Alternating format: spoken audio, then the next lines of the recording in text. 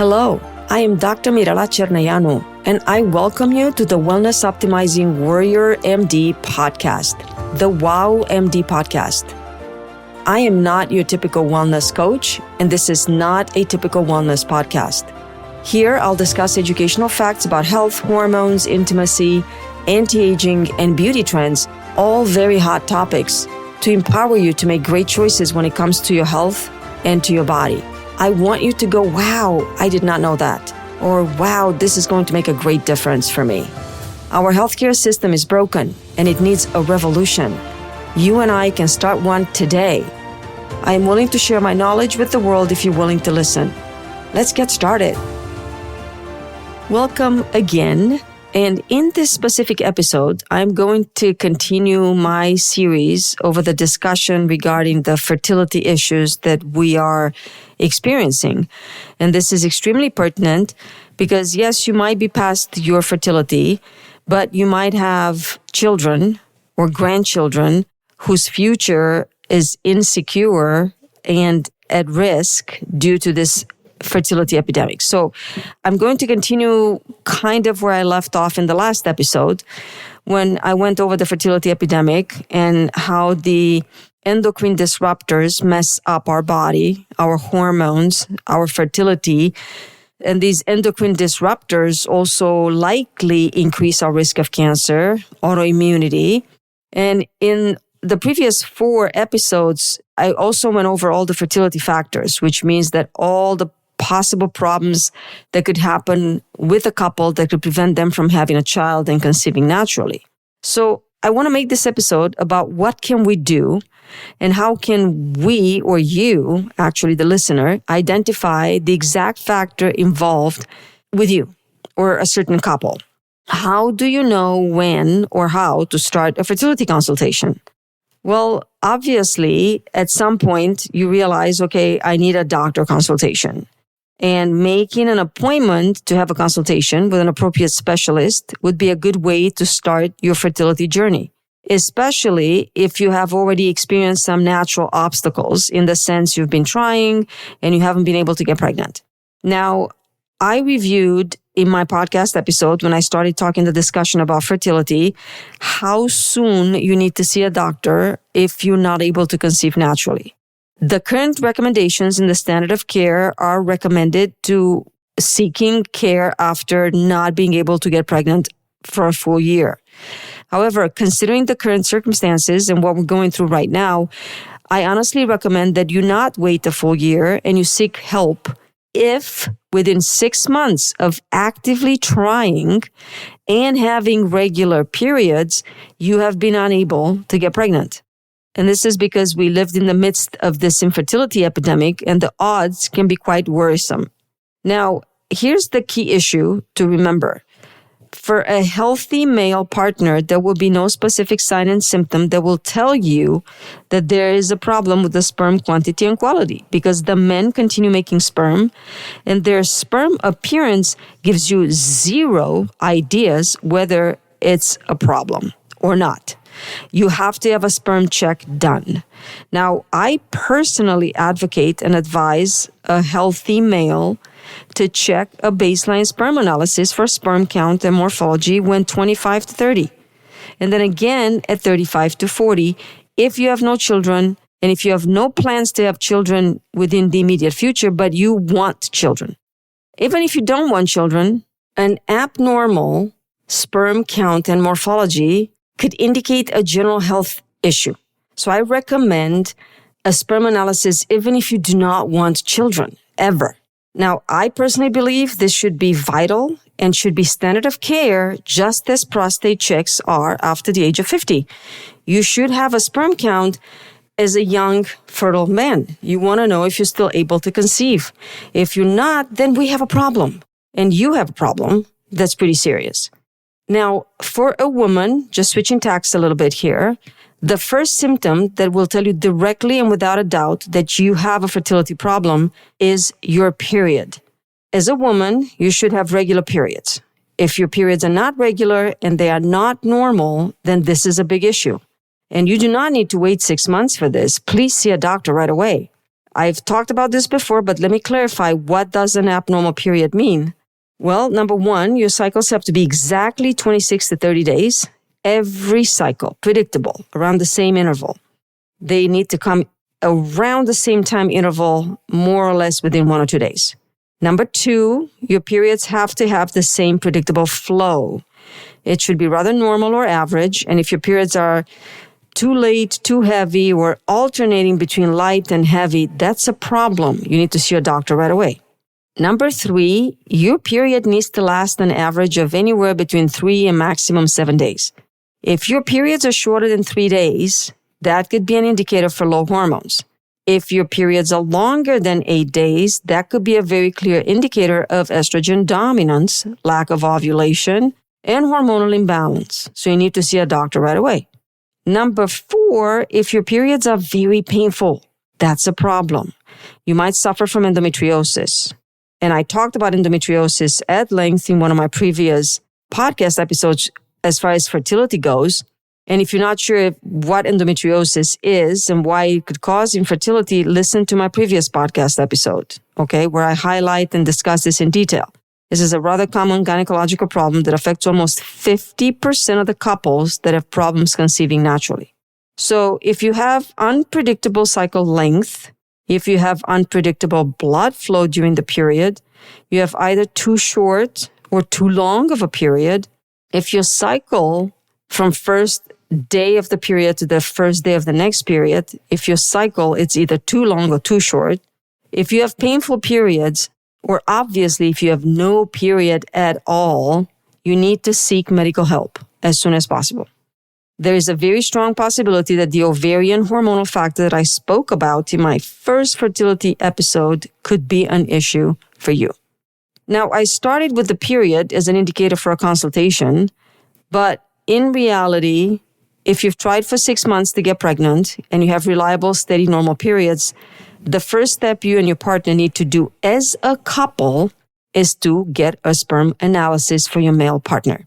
So if you have listened to my previous episodes where I highlight and discuss all the major fertility factors involved in infertility, you might remember that I talked about many possible obstacles that could involve the female factor.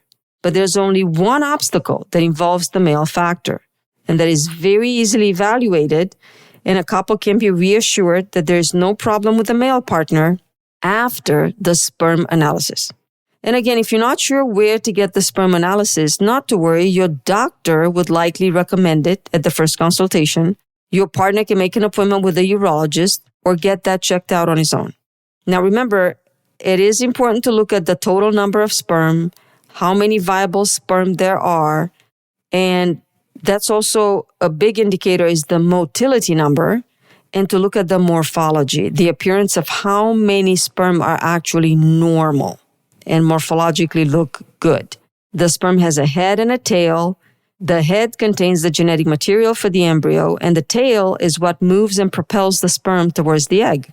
So let's talk about for a few seconds about some of the problems that you could see on the sperm. Well, maybe the sperm analysis would indicate that a large percentage of the sperm, it's abnormal morphologically. That means that the head is misshapen, the genetic material could be compromised, and that is a big deal. Because if it's over 90% abnormal, then your chance of conception is very low, especially when, let's say you have millions or tens of millions of sperm, but 90% of them are bad, then it drops down the chance that you will conceive very drastically. Or a big problem is when a very large percentage of the sperm is not moving. That's a very big problem. And obviously, a huge problem is when there is no sperm, and that's called azoospermia. Now, I'm not getting into too many details about why any of these issues could happen, because that's where the urology consult comes in, and that's when a full evaluation of the testicular function with hormone levels, blood testing, and all kinds of other general health testing are important to rule out prostate infections, other types of infections, or the possibility of a varicocele. Now, if you get the sperm analysis back and it shows that the sperm is just kind of lazy, or there are lots of abnormal sperm, consider a few lifestyle modifications that might improve the quality of the sperm. Now, what's interesting, and maybe you didn't know this, and please remember and keep this somewhere in a little drawer, the sperm production in a male regenerates every few days. And that's very interesting, which means that stuff that we do for men can have an instantaneous, very quick result. But in the women's eggs, that's a very big difference. Women's eggs need months to get recruited from the big pool of eggs into an actual cycle. So how do you promote healthy sperm? Well, obviously some lifestyle changes would be very crucial. Number one for healthy sperm, which is maybe not applicable to you, but it's applicable to a lot of people, apparently, you cannot use any marijuana. It also means you'll have to look at how much alcohol you consume and maximize the alcohol consumption to 5 drinks a week. Wine is always preferable to hard liquor. Now, as a male, under no circumstances, you should use a jacuzzi or steam room when you're trying to get your partner pregnant, especially if you have some sperm quality or quantity issues.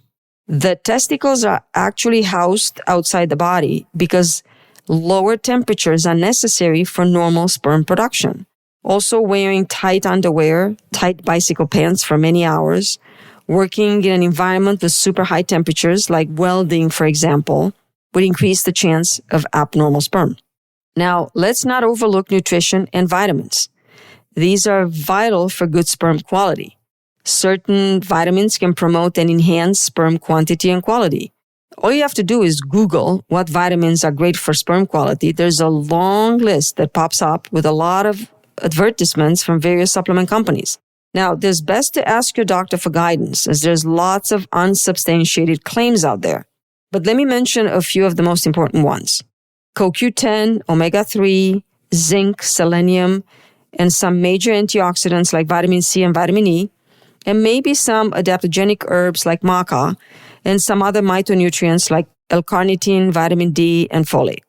So I'm on the subject of nutrition and vitamins. Let me just switch tack a little bit and come back to the women and address female issues as far as egg quality.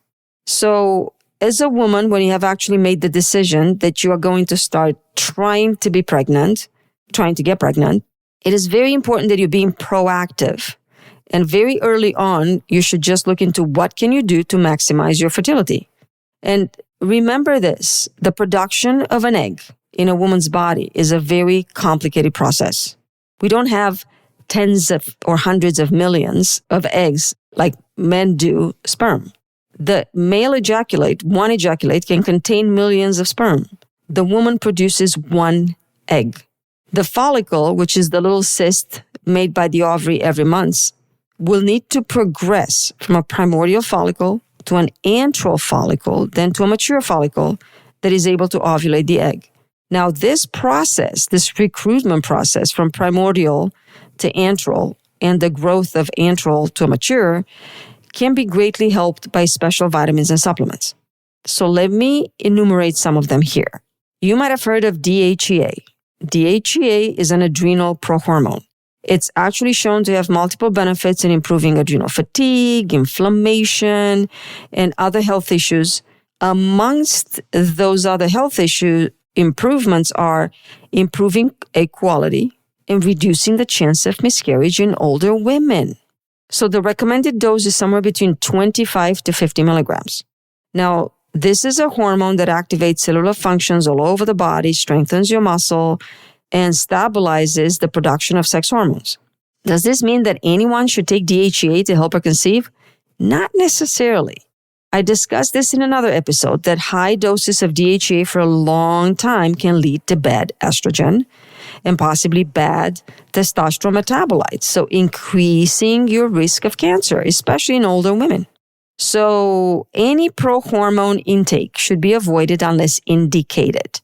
So have your doctor run a blood test. If you have PCOS, it might actually not be advisable to take at all.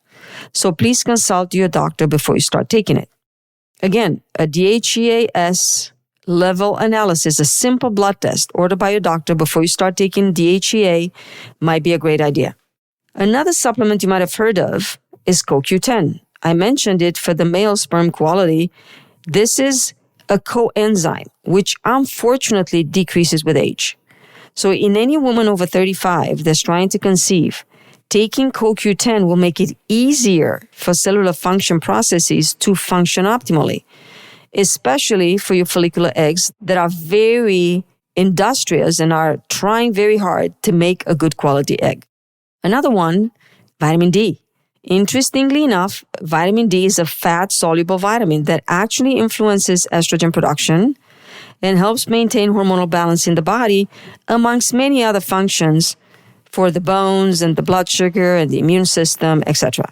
You might have heard of a supplement called inositol, which is great for egg maturation and can improve fertilization and pregnancy rates.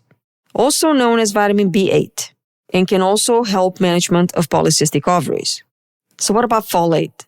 Folate supplementation can definitely improve ovulation and support early embryo development. Now, this supplement, folate, needs to be obtained from the diet, cannot be stored in the body. So it's important that if you have methyl tetrahydrofolate reductase mutation, you take folate every day, because the folate would greatly reduce the risk of congenital anomalies like spina bifida if you have this mutation. Vitamin C is a powerful antioxidant and can definitely promote reproductive system health for both men and women. Vitamin C reduces the negative impact of free radicals. Everybody knows this.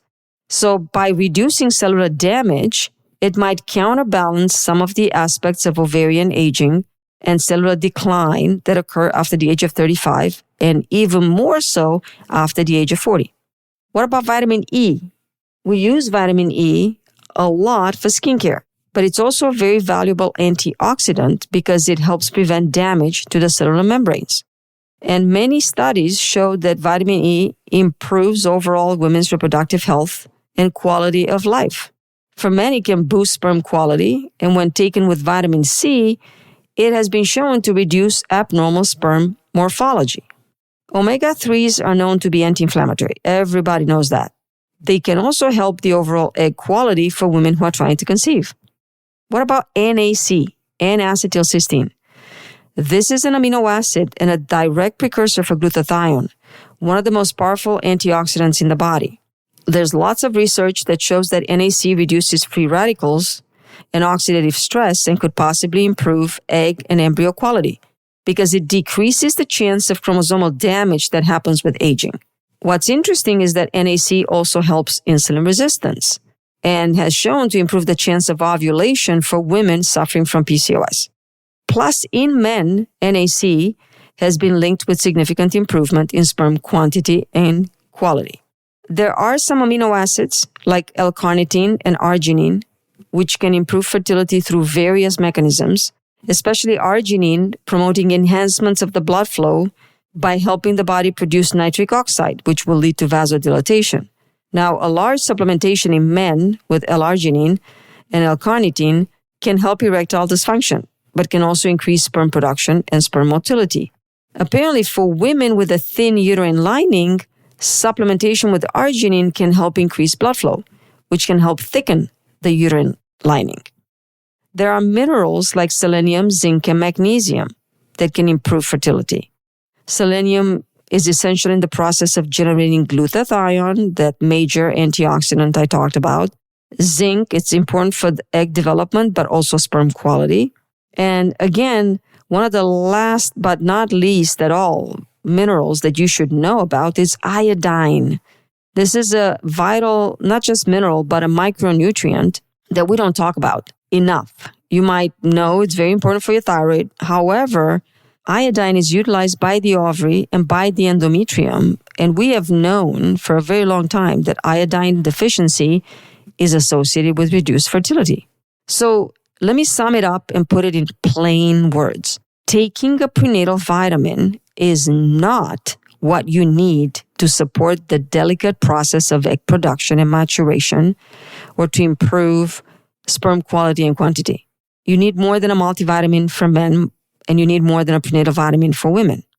At this point in your fertility journey, when you're planning and attempting to get pregnant, you need different vitamins, dosed differently. You need vitamins who are mitochondrial support vitamins. You want vitamins capable of supporting the body's mitochondrial function. And if you're not sure what the mitochondria is, for simplification purposes, is the engine that powers every cell in the body. Now, this engine requires fuel. The mitochondria runs on energy, like our engine in the car runs on fuel. This energy required for normal mitochondrial function involves something called ATP production. So in many instances, a woman's egg quality, maybe even quantity, can improve if we are able to provide more fuel and more energy to the mitochondria that is powering the follicular cells producing the egg and nourishing the egg. There are many conditions that affect our mitochondria. One of the most well-known is Epstein-Barr or mononucleosis.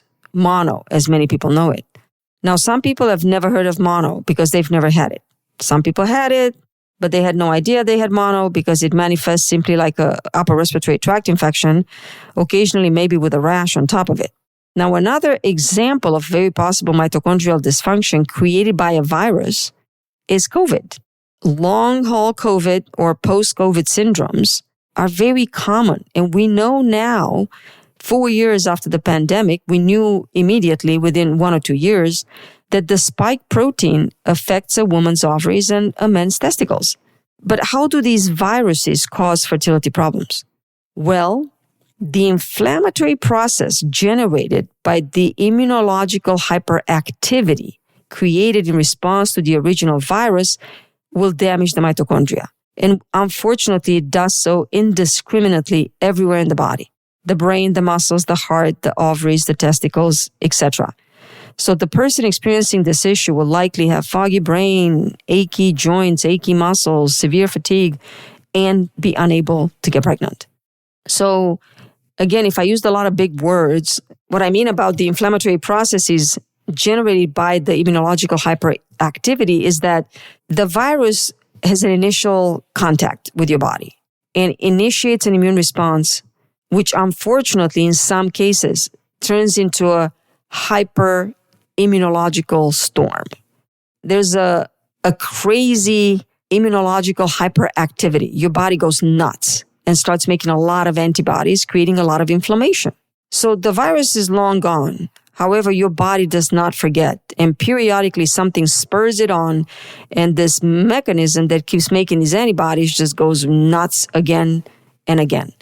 So this just drives a lot of energy away from the mitochondria that needs it in other places. So your immune system is having a temper tantrum and it leaves the rest of the body exhausted. So hopefully that analogy brings it home for you. So now, can we reverse that? Well, yes, we can. We can use immune system support vitamins. We can use supplements. We can use IV vitamin therapy. That's awesome for that. We can use acupuncture. We can use Chinese medicine, herbs. They're proven to be very effective either together or each one individually to help couples achieve their baby dreams. So I mentioned all these vitamins, and I'm going to try end on this note here, but kind of make a point. And this is a question I ask on social media, on other podcast episodes. How do you know that all these vitamins you're taking are actually getting to where they're supposed to get? Taking vitamins, herbs, supplements does not guarantee that they will work. And again, this is where the IV vitamins come into play. I will dedicate an entire podcast to this type of therapy because many people use it because it's the hype, it's the thing to do. But it's the thing to do and it's got hype around it because it works and it works well. And many very savvy, educated, self-motivated, health-focused individuals are aware of the major benefits this type of therapy can provide. People actually pay nurses that are part of a company or organization to come to their house for IV vitamin. Again, I will discuss in detail pros and cons and educational tips for this in a future episode. But for now, let me just leave you with this. You use skincare daily, right? Maybe a moisturizer if you're a guy. If you're a woman, you probably use a layered approach. You got the cleanser, you got the toner, you got the moisturizer, you got the retin-A, you got the peptide serum, you got vitamin C, you got all kinds of things, right? Even men, they still use a cleanser and a moisturizer and a sunblock, right? Taking oral vitamins daily for your mitochondria is the same concept as applying skincare to take care of your skin on a daily basis. However, you know that applying skincare products might not and will not, unfortunately, give you the results that you want as far as lifting and tightening your skin as you get older. It kind of keeps it in shape, but it doesn't really prevent it from getting older. So here comes the laser, the microneedling, the facial, all these devices that we have, all these procedures that we do that boost our collagen, our elastin to reduce wrinkles, maybe even erase them if you decide to burn your face off with the CO2 laser. The IV vitamin therapy is similar to getting a facial for your mitochondria. It's a laser-focused delivery that rejuvenates and revives your mitochondria. Obviously, not for weeks or months, but definitely for a few days.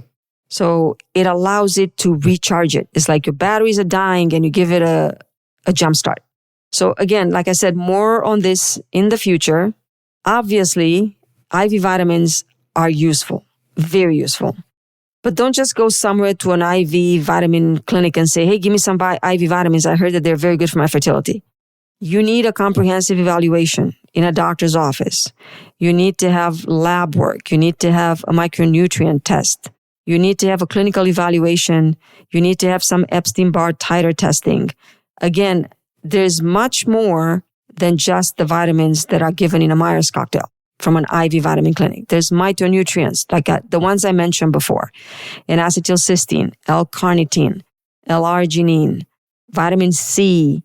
There's lots of vitamins that are provided intravenously with micronutrients, including IV glutathione, that can help the mitochondria.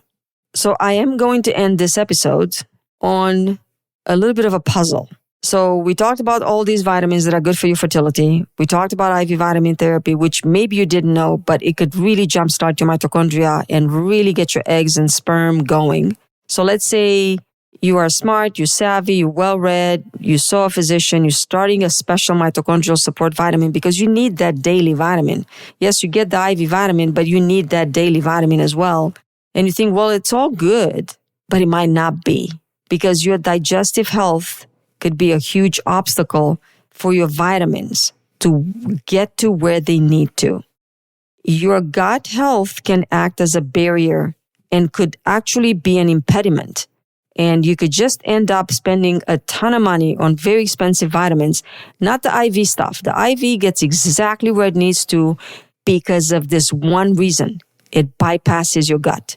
So because the vitamin IV are so effective, that's why they're so expensive. However, if we took daily oral vitamins that would actually function well, would get absorbed, they're probably in the long run likely to be better than the IV vitamins. However, you need to have a functioning, well-rounded, healthy gut barrier. And again, this is a question and an issue that I tackled before on some of my social media videos. Follow me on Instagram and Facebook for up-to-date pearls on these kind of topics. And again, I also talked about this on another podcast episode. How do you know that the vitamins are working? That they're getting what they're supposed to get? Remember, taking vitamins does not guarantee that they will work. The only thing that guarantees that they will work is if you put them in your IV. Your body has to break down the capsule that the vitamins are in. The vitamins have to be present in the intestine at the right time and place. And your intestinal lining has to be able to absorb and allow the transport of these vitamins into your bloodstream, allowing for distribution all over the body to the cells that need them. So next week, in my next episode, I'm going to talk more about this issue. How do we work on our gut health? What does it mean if we have bad gut health? And what can we do to get the vitamins that are now in your blood to get to where they need to get? How do we improve blood flow? So stay tuned and keep listening. I'm looking forward to next week. Thank you so much for listening. If you are one of my faithful listeners and you are finding value and enjoying these episodes, please feel free to leave me a review on whatever platform you're listening to. Also, if you find the content in these topics useful, not just to you, but to someone else, a friend, a loved one, or simply an acquaintance that you know could benefit from the knowledge I share here, please feel free to forward my podcast to them. If you live in California and you'd like to work with our practice to help you achieve your wellness goals, please go to our website, www.herabeautyandwellness.com, and request an appointment. It will be our privilege to help you in any way, shape, and form we can. Any suggestions on a topic of beauty, wellness, or anti-aging are welcome. All you have to do is go to the website, leave a suggestion into the AI chat, and I promise you if you ask, I will listen and add your suggestion to my list of topics that I want to get to as soon as possible. Please join our Facebook group, The Wellness Optimizing Warrior MD. It's a small growing community that focuses on wellness, on what's new, what's safe, and what works in beauty, wellness, and anti-aging.